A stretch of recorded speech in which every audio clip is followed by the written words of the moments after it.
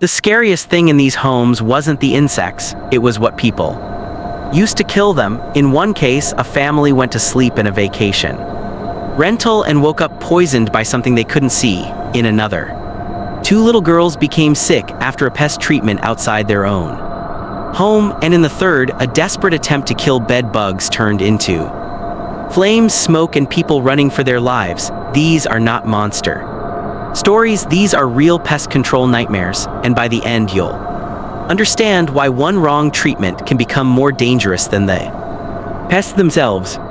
Before we begin, these cases are based on publicly reported incidents in the United States. Some personal details are kept private out of respect for the victims, but the facts behind them are real, restricted. Pesticides are real, poison gases are real, fire hazards from DIY pest control are real, and the worst part is this: in every story, the day started normally. Nobody woke up thinking they were walking into a horror story, they were just trying to solve a pest problem. The first story begins in 2015 on St. John in the U.S. Virgin Islands. A family from Delaware arrived for what was supposed to be a peaceful vacation: blue water, warm air, a beautiful rental condo, the kind of place where you drop your bags, open the windows, and feel like nothing bad can reach you. But there was one detail they didn't know: a unit near them had recently been treated for pests, and not with a normal household spray. Something much stronger had been used, something that should never have been used inside a residential vacation property. The chemical involved was methyl bromide, a powerful fumigant. It is colorless, it can be hard to detect, and exposure can damage the nervous system. In the United States, it is not approved for indoor residential use. That fact matters, because when a chemical like that is used in the wrong place, the danger doesn't stay neatly where it was applied. Gas can move, it can travel through openings, cracks, vents, and shared spaces, and if people are sleeping nearby, they may never know they are breathing it in until their bodies start failing. At first, nothing looked like a disaster. That is what makes this story so disturbing. Poison doesn't always announce itself with alarms. Sometimes it starts quietly: a headache, nausea, confusion, weakness. The kind of symptoms people explain away. Maybe it was food, maybe it was travel, maybe it was exhaustion, but then the symptoms got worse.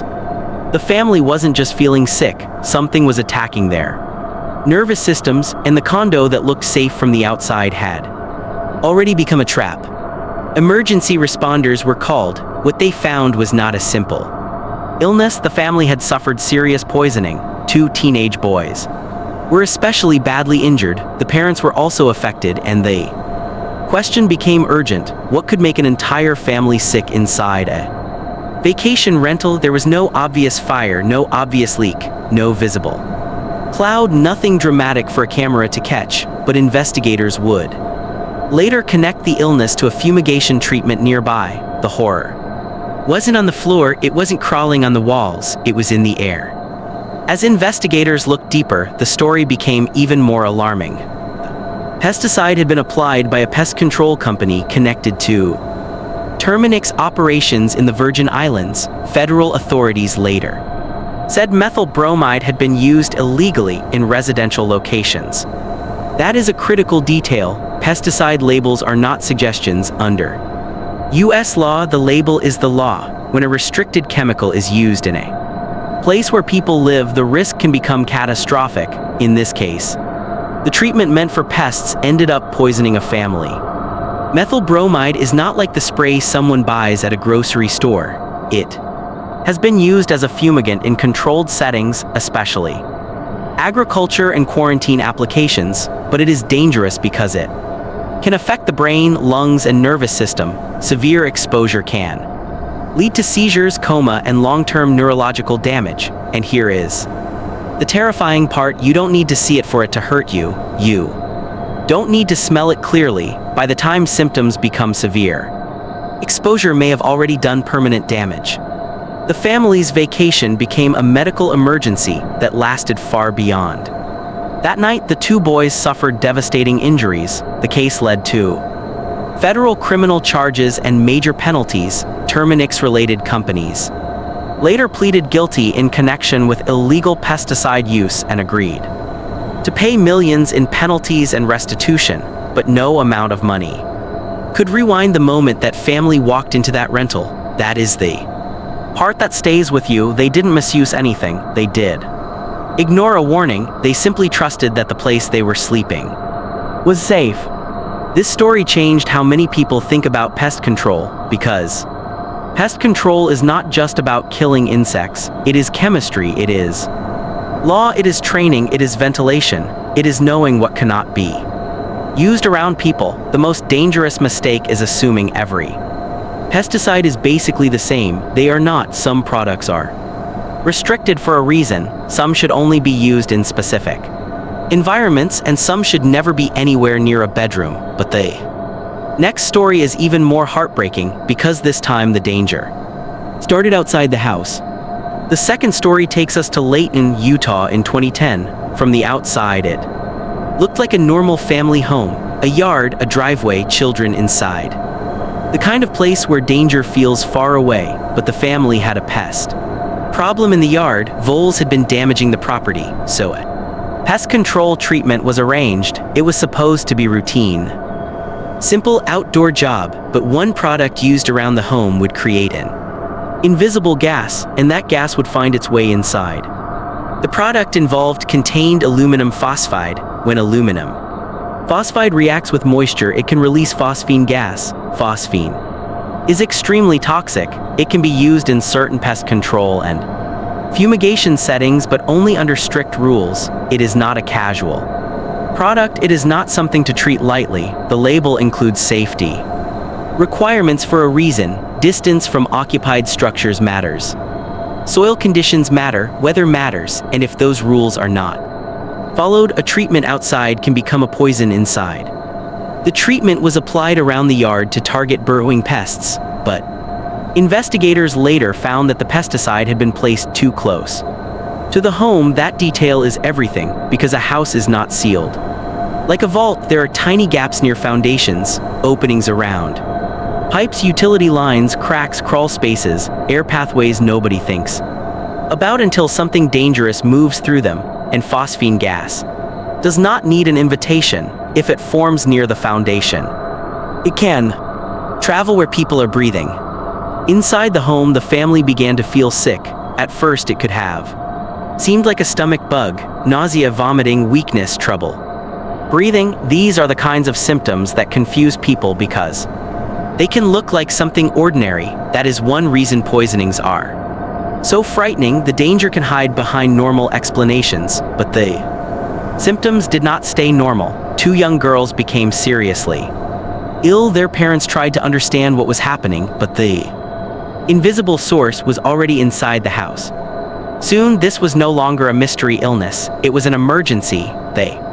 Children needed medical help. Responders and doctors were now facing a situation where time mattered, but the cause was not immediately obvious, and that is what makes chemical exposure so dangerous. If nobody knows what was used, where it was used, or how close it was to the home, doctors may have to fight symptoms before they understand the source. In this case, the source was eventually traced back to the pest control treatment outside. The outcome was devastating. 2 little girls died after exposure to phosphine gas. Their names were later reported publicly, but in this script we will keep the focus on what happened and why it matters. They were children in their own home, a place that should have been the safest space in the world. The pest problem was outside. The danger should have stayed outside, but one treatment error turned a family home into a place of tragedy, and the most painful detail is that this was preventable. Investigators focused on how the pesticide had been applied. Aluminum phosphide products carry strict label directions because phosphine gas can kill. Those rules are meant to protect people, pets, and homes. Federal pesticide law treats label violations seriously because the label explains where a product can be used, how it can be used, and where it must never be used. In the Utah case, authorities determined that the product was misapplied near the home, and that mistake became the line between pest control and disaster. This case terrified people because the family did not do anything. Reckless, they did what many homeowners do, they hired someone to handle. A pest problem, that is why licensing, training, and accountability matter. A homeowner cannot be expected to understand every restricted use pesticide, but the professional applying it must. Pest control is not just a service call. In the wrong hands, it can become a chemical emergency, and if the mistake involves gas, the people inside may not even know they are in danger until it is too late. The first two stories involved professional treatments and restricted chemicals, but the third story is different. This one begins with something millions of Americans fear but rarely talk about out loud: bed bugs. They are small, they hide well, they make people feel embarrassed, anxious, and desperate, and desperation is dangerous because when people feel trapped by pests, they start trying anything: alcohol, foggers, too many chemicals, open flames, and in one city that desperation turned an infestation into a fire. Bed bugs are not like ants on a counter. They attack your peace. They hide in mattress seams, cracks, baseboards, furniture, bags, and clothing. They feed at night, then disappear before morning. And even though bed bugs are not known to spread disease the way mosquitoes or ticks can, they can still wreck a person's life. The itching, the lack of sleep, the shame, the feeling that something is crawling on you even when nothing is there. That emotional pressure is what leads people to make dangerous choices. In Cincinnati, Ohio, firefighters have responded to more than one fire connected to people trying to kill bed bugs with rubbing alcohol. One widely reported case from late 2017 involved a resident using alcohol in an attempt to fight the infestation. The idea sounds simple: alcohol can kill some insects on contact, but here is the trap: rubbing alcohol is highly flammable. Its vapors can ignite, and if there is a candle, a cigarette, a pilot light, or any open flame nearby, the room can change in seconds.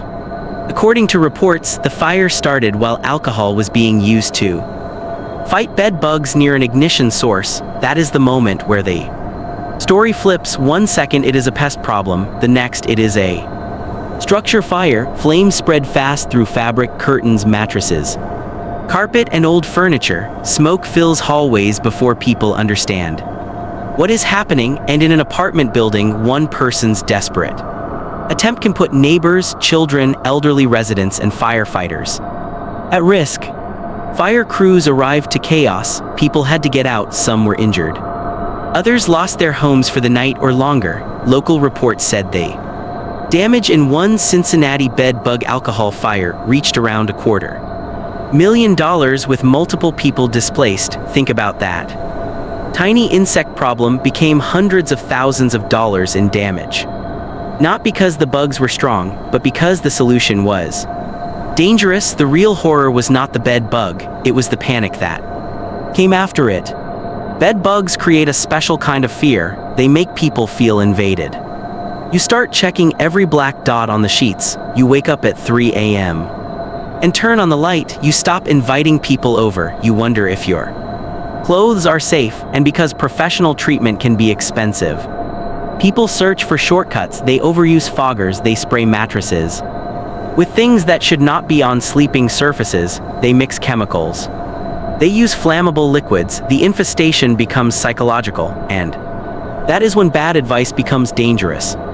The Environmental Protection Agency has warned that total release foggers, sometimes called bug bombs, must be used exactly according to the label. Too many foggers or foggers used near ignition sources can cause fires or explosions, and for bed bugs, foggers often do not solve the real problem because bed bugs hide deep in cracks where fog may not reach. Alcohol has the same issue. It may kill on direct contact, but it does not reliably reach hidden eggs and insects, so people take the risk and the infestation still survives. This story is terrifying because it is easy to understand. Nobody wants to live with bed bugs. Nobody wants to wait weeks while bites keep showing up. Nobody wants to spend money they do not have, so a person reaches for something nearby: a bottle under the sink, a spray from a store shelf, a match, a candle, a shortcut. But pest control shortcuts can have consequences that are bigger than the infestation. In this Case the bugs may have been small, but the damage spread through an entire building. After the flames were out, the building was not the same. Smoke damage lingers, burned furniture has to be thrown away. Families need temporary shelter, pets may be missing. Children may be scared to sleep, and the person who started it may have only wanted relief from bites. That is the tragedy of this story. It shows how a pest problem can trap people emotionally until they choose something unsafe. Bed bugs are horrible, but fire is worse, poison is worse, and panic can be worse than the pest itself. So look at all three stories together. A vacation rental poisoned by illegal fumigation. A Utah home filled with toxic gas from a treatment. Outside, a bed bug infestation that ended in flames. Different pests. Different places, different people, but the same warning hiding underneath every case. Pest control is not harmless just because the pest is small. The treatment matters, the label matters, the person applying it matters. And when something feels wrong after a pesticide treatment, headaches, nausea, dizziness, breathing trouble, leave the area and call poison control or emergency services. The real horror in these stories is how normal they looked at the beginning. A vacation, a lawn treatment, a bed bug problem, nothing supernatural, nothing impossible, just one wrong chemical, one wrong distance, one desperate choice. If this video made you think differently about pest control, hit the like button, subscribe for more true horror stories told in a cinematic style, and comment below which story disturbed you the most: the poison vacation rental, the gas under the lawn, or the bed bug fire. Stay safe, read labels, hire properly licensed professionals, and never ignore symptoms after a pesticide exposure.